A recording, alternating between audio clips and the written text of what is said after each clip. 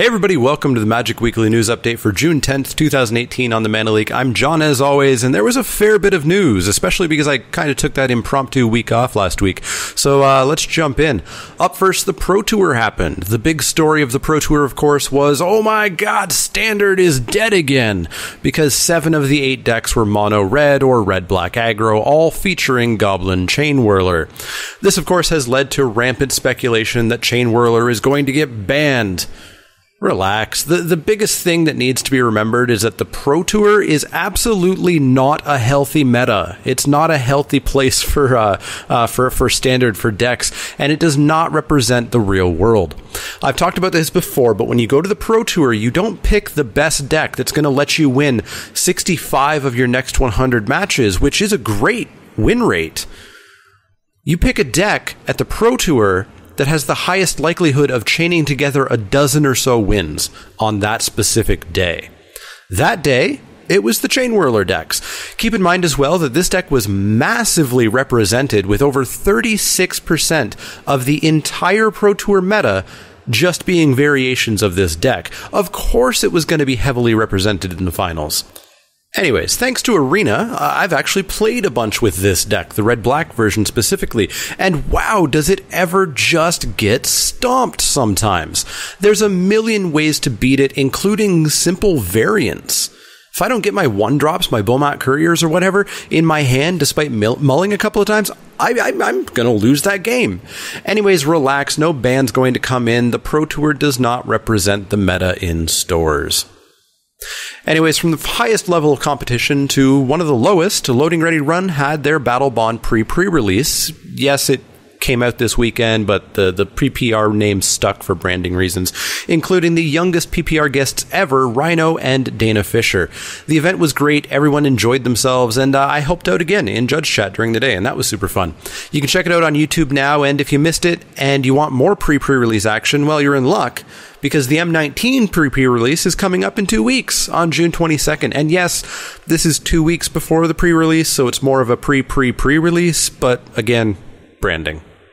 Speaking of M19, the M19 story announcement was made. Fantasy sci-fi author Kate Elliott will be writing this time around, and it starts this Wednesday. So no breaks on the Storytime train, I guess. Core Set 2019 story will take place, at least in part, on Tarkir, and cover the beginning of the conflict between Ugin and Nicol Bolas, while also featuring Yasova Dragonclaw, the leader of the Temur, and other Elder Dragons.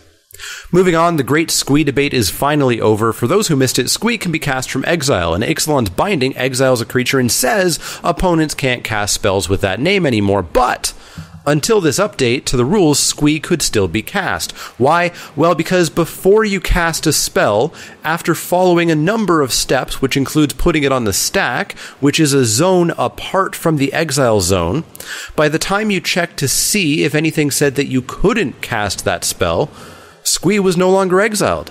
It was on the stack. So Ixalan's Binding says, opponents can't cast spells named, actually there's nothing here anymore. So that's fine, I guess. Now, apparently that's not what Wizards intended Squee to do. So the rules have been changed, and so now one of the very first steps that you do before you even put the spell on the stack is you check to see if you can actually do that, and if you can't actually do that at the same time. You always had to check to see if you could. You could put Squee from exile onto the stack, but now you also have to check if you can't, and of course one of the rules of Magic is can't overrules can. So now you check, Ixalan's Binding says you can't cast that, and so it cannot go onto the stack. I don't really care what way this goes personally. I'm a judge, I'll follow the rules. That's cool, that's the way the game works. And I don't think it's a flavor fail, as people are yelling about. Squee didn't get killed or anything, he's just stuck on Ixalan. Him being immortal doesn't stop him getting stuck on a plane. Anyways, be aware in case you come across this situation that I've never ever seen happen ever in real life.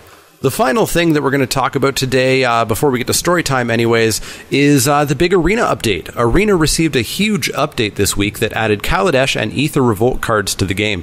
This means that Arena is now full standard, including the standard banned list. No more playing your Rampaging Ferocidons or your Ramunap Ruins.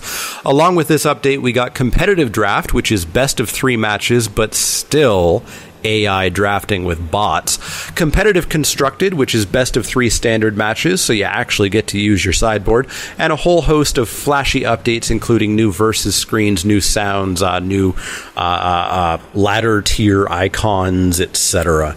All in all, it was a pretty good update. I'm loving competitive constructed as the prizes are really generous, and if you have a decent deck and are a decent player, you can really rack up the gold and the cards because you get 3 cards.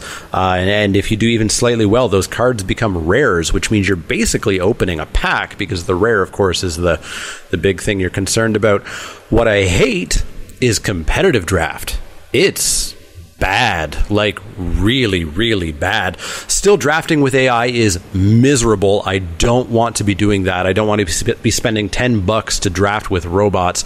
I'm fine doing that with a draft that I earned, some gold to play with and spend a quick 45 minutes jamming out 7 games for fun. But paying around $10 to still do an AI draft is real bad. And the prizes are awful.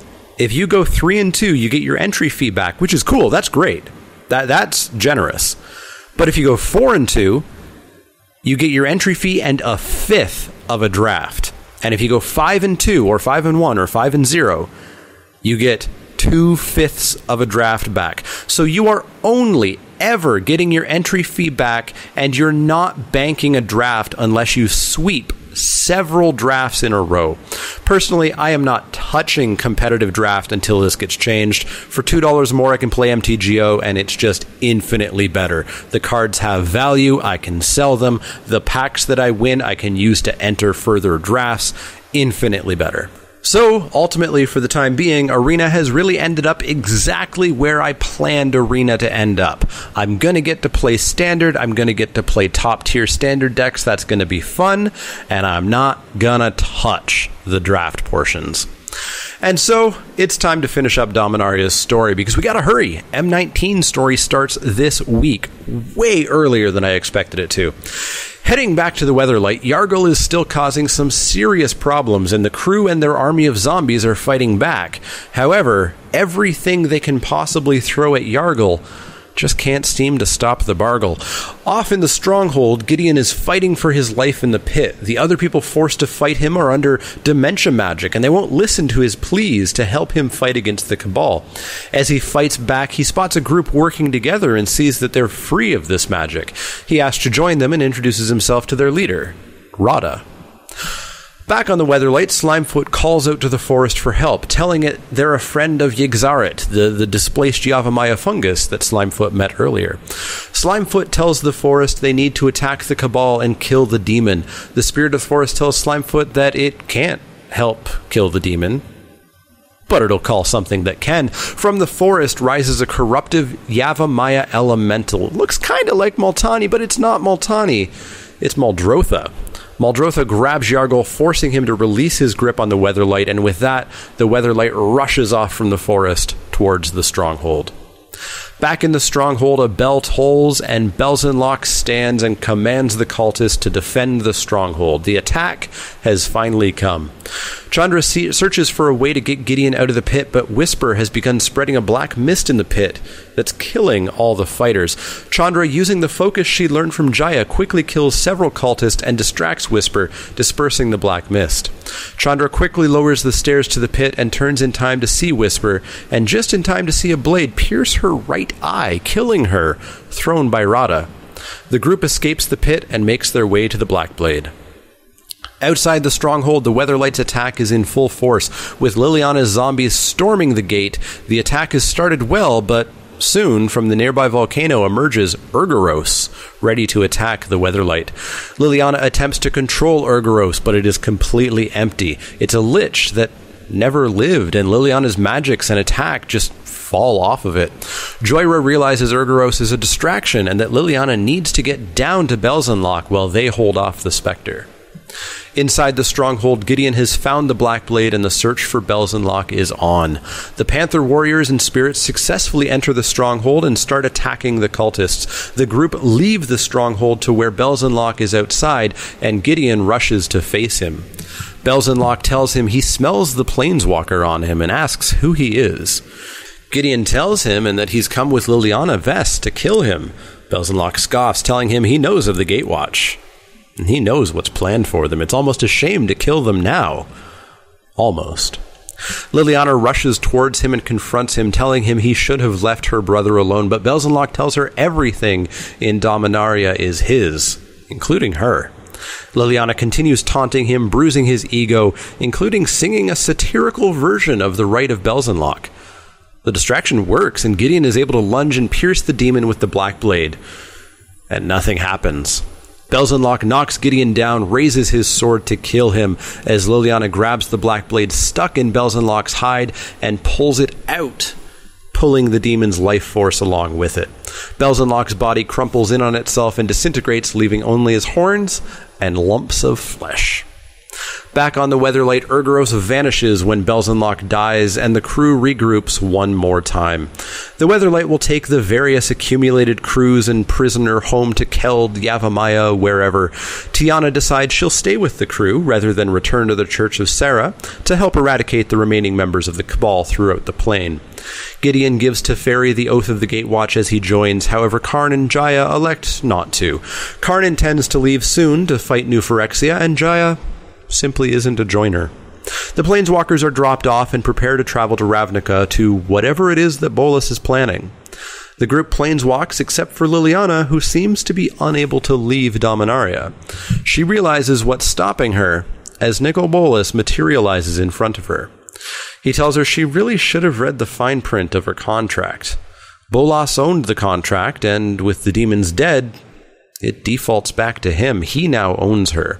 If she disobeys, the contract is void. Her immortality will disappear, and she'll age hundreds of years in a second, turning to dust. You can't free yourself if you're dead, she tells herself, and planeswalks away with Bolas. The group arrives on Ravnica and realizes that Liliana didn't make the trip. Jace meets them and tells them that of course she betrayed them the first chance she got. Gideon, however, refuses to believe this. She did too much for them, helped them too much. He returns to Dominaria, and Liliana is not there, but he spots her trail leaving the plane. It hurts him deeply, as he was certain she had changed. She could have left any time after Belzenlok was killed. Why help free the prisoners? Why wait until the last second? To the empty spot, he simply says, "Wherever you are, Liliana, I hope you know what you're doing. And I hope I see you again, truly." And he walks away from Dominaria one last time. So that's going to wrap it up for Storytime, the Magic Weekly News. Let me know what you think of the Pro Tour. Do you think Chain Whirler is going to get banned? Did you watch the pre-release? Should Squee stay stuck, or should he be free? Let me know in the comments down below. As always, if you have any questions, comments, or suggestions, you can find me on Twitter at TheManaLeak. That's L-E-E-K, like the vegetable, not the card. You can also find me at Facebook.com/ShamanaLeak, Twitch.tv/ShamanaLeak, and Patreon.com/ShamanaLeak. If you like the content, click that thumbs up button. Click subscribe if you want to see more. And if you do have questions, comments, or suggestions, let me know. Otherwise, see you all next time.